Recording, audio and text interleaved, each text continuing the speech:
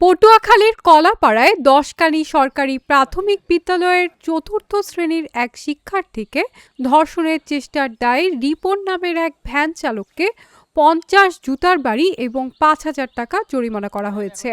ওই বিদ্যালয়ের প্রধান শিক্ষক হেমায়েত উদ্দিন নান্নু তালুকদার সালিশ বৈঠক বসিয়ে এ রায় দেন। স্থানীয় সূত্রে জানা যায়, মঙ্গলবার ওই এলাকার একটি বাড়িতে ইফতারের আয়োজন করা হয়েছিল। চারিপাড়া গ্রামের রিপন সেই দাওয়াতে গিয়ে আত্মীয়তার সুবাদে ওই শিক্ষার্থীর ঘরে গিয়ে তাকে জাপটে ধরে অন্ধকার স্থানে নিয়ে যাওয়ার চেষ্টা করে। পরে শিক্ষার্থীর চিৎকারে স্থানীয়রা এগিয়ে এসে তাকে আটক করে।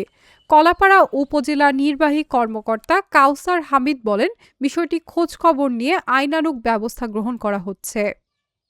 ধরিয়া নিয়ে আসে এখানে ওই তালগাছগুলো ওখানে এর মধ্যে আমাদের এক লোক এদিক দিয়ে যাচ্ছে, তো ওনাকে দেখে বাচ্চাটা সাইডে তো তাই ছিল, ওখান থেকে বলছিল বাচ্চাটাকে নাকি এই কথা বলছে যে মানে তোকে একটা স্পিড খাওয়াবো দোকান এলো। হ্যাঁ দোকান এলো।